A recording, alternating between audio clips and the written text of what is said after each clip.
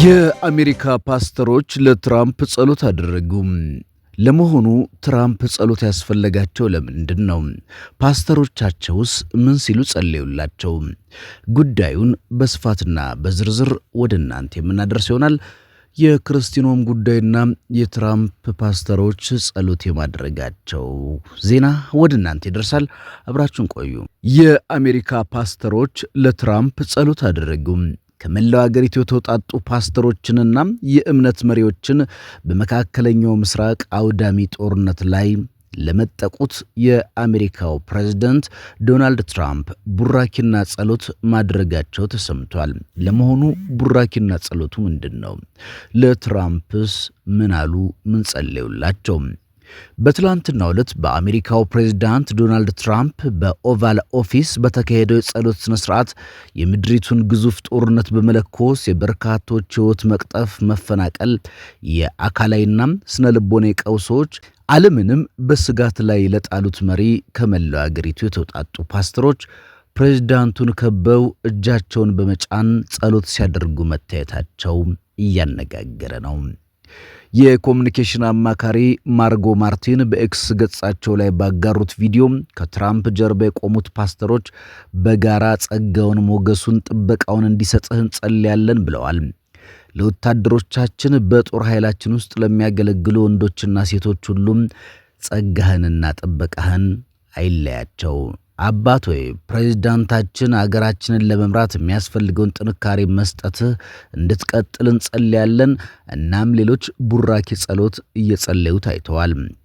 ከዝግጅቱ በኋላ በወጡ ምስሎችና ቪዲዮዎች እንደሚታየው አገሪቱን ሲመሩ መመሪያም፣ ጥበቃና ጥበብ እንዲሰጣቸው ለመጸለይ ሮበርት ጄፍረስ፣ ሳሙኤል አንድሮጌዝ እናም የታሪክ ምሁር ዴቪድ ባርተን ያሉ ታዋቂ የወንጌላዊት ፓስተሮች፣ በርካታ የሃይማኖት መሪዎች ተገኝተዋል።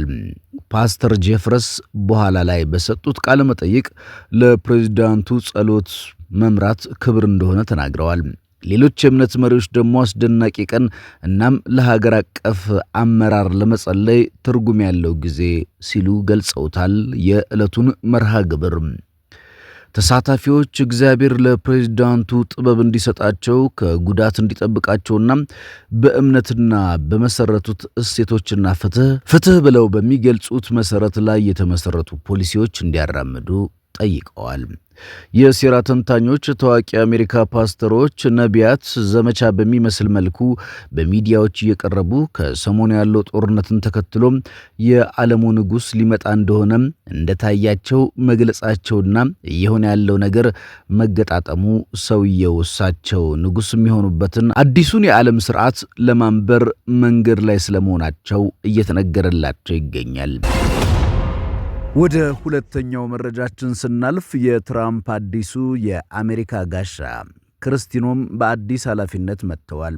ትራምፕ ከቀድሞ ስልጣናቸው ያነሷቸው ክርስቲያኖም በአዲስ ስልጣን መጥተዋል። በአሜሪካ ፖለቲካ ውስጥ ትልቅ መነጋገሪያ እየሆነ ያለው አዲሱ ሹመት ምን እንደሆነ ይዘንላችሁ ቀርበናል። ፕሬዝዳንት ዶናልድ ትራምፕ የቀድሞዋን የሀገር ውስጥ ደህንነት ሚኒስትር ክርስቲያኖም በአዲስ ወሳኝ ኃላፊነት መድበዋቸው መጥተዋል። ወይም ደግሞ የአሜሪካ ጋሻ ተብሎ የተሰየመው ይህ አዲስ ተልእኮ ምንድን ነው? ክርስቲያኖም ምን ለመስራት ቃል ገቡ? ዝርዝሩን ወደ እናንተ የምናደርሰው ይሆናል። ሰላም ጤና ይስጥልኝ። በድጋሚ የተወደዳችሁና የተከበራችሁ ውድ የቻናላችን ቤተሰቦች ይህን መረጃ ወደ እናንተ ይዘነው እንቀርባለን። አብራችሁን ቆዩ። በተለይ ክርስቲያኖም አዲስ ሹመት ተሹመዋል። ይህ ሹመት ደግሞ አዲሱ የአሜሪካ ጋሻ ይባላል። ትኩረትን ስቧል። በብዙዎች ዘንድ የሳበው ትኩረት ያልተነፈገው ትልቁ የሴትዮዋ ስልጣን ምንድን ነው? በተለይ ትኩረቱን የሚያደርገው በምዕራቡ ንፍቀ ክበብ ወይም በአሜሪካ አህጉራት ደህንነት ላይ ነው። ክርስቲያኖም በመግለጫቸው ላይ እንደጠቀሱት ይህ አዲስ ሚና ባለፉት 13 ወራት በሀገር ውስጥ ደህንነት ሚኒስቴር ካካበቱት ልምድ ጋር የተያያዘ እንደሆነ ሲገለጽ ቆይቷል። ሹመቱ በተለይ ከአደንዛዥ እጽ ዝውውር ቡድኖች ጋር ለሚደረገው ትግል ትርጉም ያለው ነው ተብሏል። ክርስቲያኖም ብቻቸውን አይደሉም። በመግለጫው ላይ እንደጠቀሱት ከውጭ ጉዳይ ሚኒስትር ማርክ ሩቢዮና ከመከላከያ ሚኒስትር ፒት ሄግሴስ ጋር በቅርበት ይሰራሉ። ይህ ጥምረት የአሜሪካ የውጭ ጉዳይ፣ የመከላከያ፣ ድንበር ደህንነት ዘርፎችን በአንድ ላይ በማቀናጀት በአገሪቱ ላይ የሚታዩ ስጋቶችን ለመደምደም ያለመ ነው። ክርስቲኖም በሀገር ውስጥ ደህንነት ሚኒስትርነት በነበራቸው ቆይታም ያስመዘገቧቸው ናቸው ያሏቸው ስኬቶችን ዘርዝረዋል። ድንበር ላይ በታሪክ እጅግ አስተማማኝ የሆነ የድንበር ጥበቃ ሥራ ሰርተናል ብለዋል። ክርስቲኖም ስደትን በተመለከተ 3 ሚሊዮን ህገወጥ ስደተኞች ሀገሪቱን ለቀው እንዲወጡ አድርገናል ያሉ ሲሆን ሕፃናት በአደገኛ ሁኔታ ላይ የነበሩ ከ145,000 በላይ ሕፃናት ያሉበትን መለየት ተችሏል። ቁጠባ ለአሜሪካ ግብር ከፋይ $13 ቢሊዮን አድለናል ሲሉ ገልጸዋል። ይህ ሹመት ምን ያሳያል? ትራምፕ የአሜሪካ ጋሻ የሚል ስያሜ የሰጡት ይህ ተልዕኮ አሜሪካ በጎረቤት ሀገራት በኩል የሚመጣባትን ጫና ለመቀነስ ያላትን ቁርጠኝነት ያሳያል። በተለይ በላቲን አሜሪካ የሚንቀሳቀሱ ካርቴሎች በአገሪቱ ላይ የሚያደርሱትን የአደንዛዥ ዕፅና የሰዎችን ዝውውር ስጋት ለመግታት ያለመ ነው። የክርስቲኖም ኃላፊነት እንዲሁም ከባድ ኃላፊነት ጫንቃቸው ላይ መጫኑ ይገለጻል። የክርስቲኖም አዲስ ሹመት በአሜሪካና በዓለም አቀፍ ፖለቲካ ላይ የሚኖረው ተጽዕኖ ምን ይሆናል? የእናንተን አስተያየት ምን ሊሆን እንደሚችል በኮመንት መስጫው ላይ አጋሩን።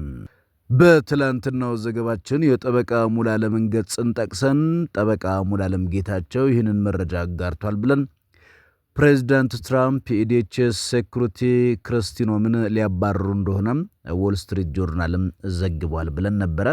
የጠበቃ ሙሉዓለም ገጽን እንዲሁም ደግሞ የዎል ስትሪትን ዘገባ እያይዘን የትራምፕ የሴኔት ሄሪንግ ስለዚህ አስተያየት ምን ይላል በሚል ያቀረብነው መሰናዶ ነበርና ይህ ደግሞ አስተዋጽኦ እንዳለ ይታመናል። በተለይ የሉዊዚያናው ሴናተር ኬኔዲ የጠየቃቸውና ትራምፕ $200 ሚሊዮን የማስታወቂያ ወጪ አስወጥቷል፣ ተጠያቂ እንዲሆንም የሚያደርግ ምላሽ ሰጥተዋል ክርስቲኖ የሚል ምላሽ ተሰጥቶ ነበርና በዚህ ምክንያት ፕሬዚዳንት ትራምፕ ክርስቲኖምን ከስልጣን ያነሳሉ የሚል ወይም ደግሞ ሊያባርሩ ነው የሚል ነገር ነበረ።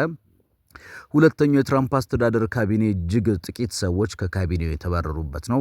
እስካሁን የብሔራዊ ደህንነት ማይክ ዋልዝ ብቻ ነው ከካቢኔው የተቀነሰው። እንግዲህ ክርስቲኖም ከተባረረች ሁለተኛው የካቢኔ አባል ትሆናለች የሚል ነገር አቅርበን ነበረና ክርስቲኖም በዛ መሰረት ከስልጣኗ ብትነሳም የትራምፕ ጋሻ በሚለው ሌላ በኩል ስልጣን መጥታለችና ይህንን ወቅታዊ የዓለማችን የአሜሪካን ጉዳይ ያነሳንበት ዘገባ ይህን ይመስል ነበረ። ከኛ ጋር ስለቆያችሁ ቻናላችንን ላይክ፣ ሰብስክራይብ፣ ሼር ስለምታደርጉ እጅግ አድርገን እናመሰግናለን። ሰናይ ጊዜ። በሌላ መረጃ እንመለሳለን። ዜና ፕላስ